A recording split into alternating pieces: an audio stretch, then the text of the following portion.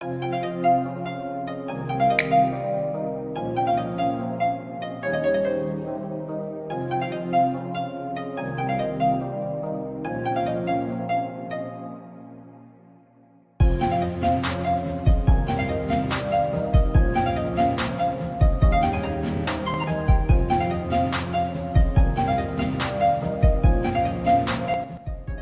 നമസ്കാരം, എല്ലാവർക്കും സ്വാഗതം. എല്ലാവർക്കും സുഖല്ലേ? ഞങ്ങളിവിടെ സുഖമായിരിക്കുന്നു. ഞാനിന്ന് പച്ചമാങ്ങ കൊണ്ട് ഒരു കിടിലൻ റെസിപ്പി കാണിച്ചു തരാം.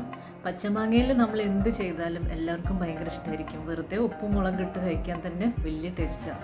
അപ്പോൾ നമുക്ക് ഈ പച്ചമാങ്ങേനെ ഒന്ന് കുത്തി കഴിച്ചാൽ എങ്ങനെ ഇരിക്കും, അതെങ്ങനെയാണെന്നൊന്ന് കണ്ടു നോക്കാം. 2 നല്ല പച്ചമാങ്ങ എടുത്തിട്ടുണ്ട്. നമ്മുടെ ആവശ്യത്തിന് അനുസരിച്ച് നമുക്ക് ഉണ്ടാക്കാം. ഞാനിവിടെ 2 എടുത്തിരിക്കുന്നത്. പിന്നെ നമുക്ക് വേണ്ടത് കുറച്ച് ചെറിയുള്ളിയാണ്. ചെറിയുള്ളി ഇത്തിരി അധികം അളവിൽ ഞാൻ എടുത്തിട്ടുണ്ട്. ഒരു 10-15 എണ്ണം ചെറുതാക്കി ഇങ്ങനെ നീളത്തിൽ അരിഞ്ഞു വെച്ചിട്ടുണ്ട്. പിന്നെ കുറച്ച് കറിവേപ്പില ഇട്ടിട്ടുണ്ട്. ഇനി അത് വേവിക്കുമ്പോൾ ഞാൻ കാണിച്ചു തരാം. ഇപ്പം നമുക്ക് ഈ മാങ്ങേനെ ഒന്ന് ചെത്തി അരിയണം. അപ്പം ഞാനിതിൻ്റെ തോലൊക്കെ കളഞ്ഞിട്ട് ചെത്തി അരിയട്ടെ. ഞാൻ മാങ്ങേനെ ഇങ്ങനെ ചെത്തി അരിയാണ്.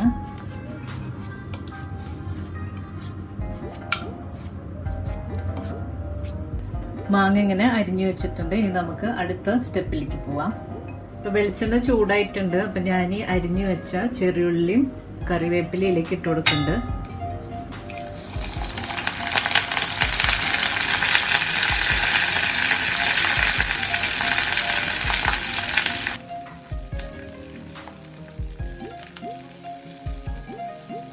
ചെറിയുള്ളിയും കറിവേപ്പിലയും ഇട്ടതിനെ നമുക്ക് നന്നാക്കി ഒന്ന് മൂപ്പിച്ചെടുക്കണം.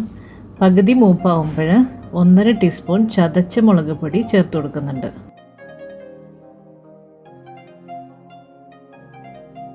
ഞാനിവിടെ ചെറിയുള്ളി യൂസ് ചെയ്തത് എന്താ വെച്ച് കഴിഞ്ഞാൽ സവോളയെക്കാളും കൂടുതൽ ടേസ്റ്റ് ഉണ്ടായിരിക്കും ചെറിയുള്ളിക്ക്.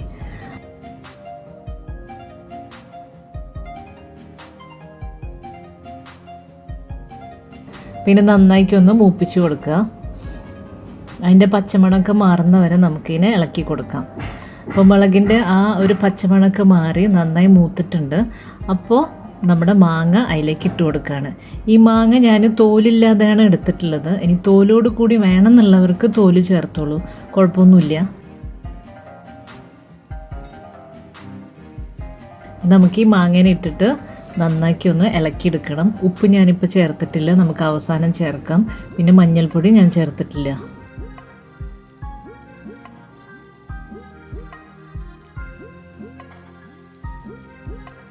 നന്നാക്കി യോജിപ്പിച്ചെടുക്കാം.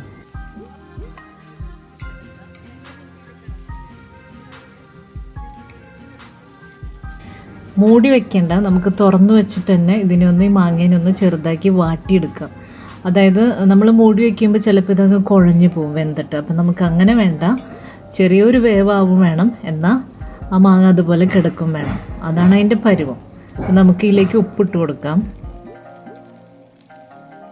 എന്നിട്ട് നന്നാക്കി ഇളക്കി യോജിപ്പിച്ചെടുക്കാം.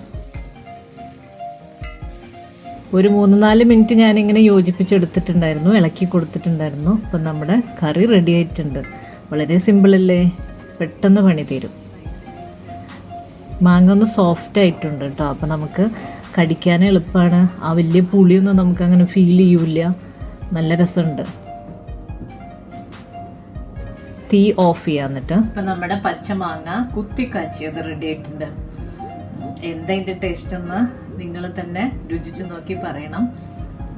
നല്ല രുചിയാണ്, എളുപ്പമാണ്, പെട്ടെന്ന് പണിത്തീരും. അപ്പോൾ എല്ലാവരും ട്രൈ ചെയ്യുക. അടുത്തൊരു റെസിപ്പിയുമായി ഇനിയും കാണാം. Thank you.